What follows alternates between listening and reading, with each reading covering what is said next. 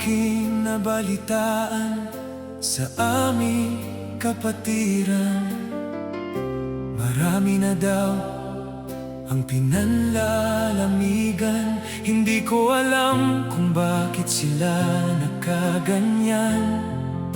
Sana naman sila pa rin ay patnubayan, upang sila'y muling makabalik sa iyong katwiran.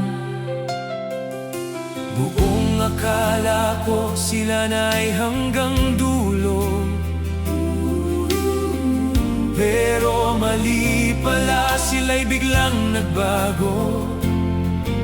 Sila pa naman ay mga kaibigan ko na aking nire-respeto. Ano kayang nangyari sa kanila? Tanong sa sarili ko.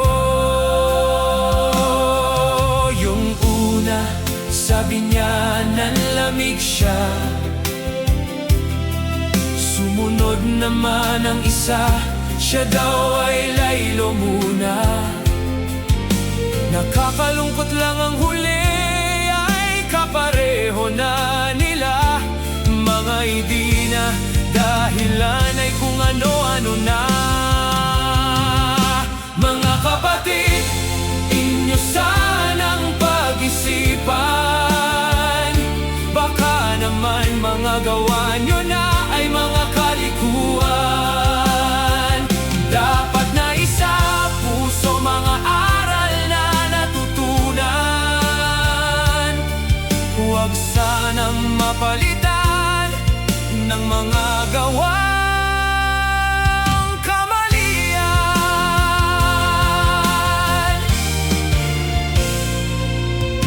Ako'y nananabik na sila'y muling makita, na sana'y bumalik ang dating sigla.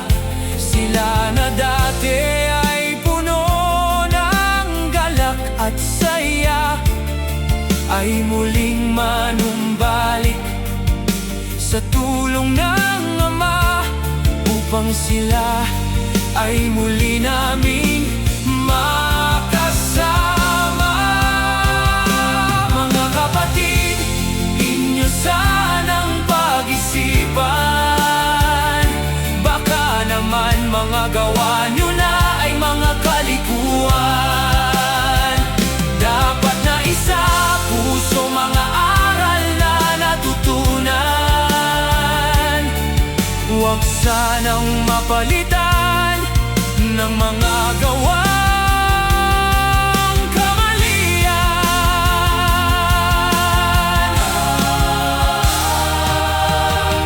Labis ang aking pag-aalala, baka sila'y mapasukan.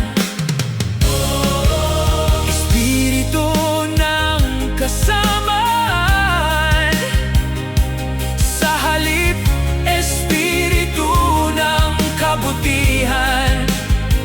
Ama, sana naman sila'y iyong maingatan, para sila'y hindi mapaliko ng tuluyan.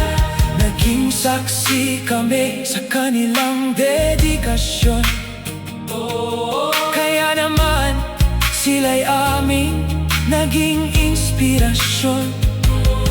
Kung ano man ang inyong kinatisuran, inyo na sana itong kalimutan. Ang Diyos ay hindi liko para limutin ang inyong mabubuting nagawa. Kaya humingi tayo sa Kanya ng awa. Aasahan na sa pagtitipon, kayo'y amin ang makikita. Mga kapatid, inyo sanang pag-isipan.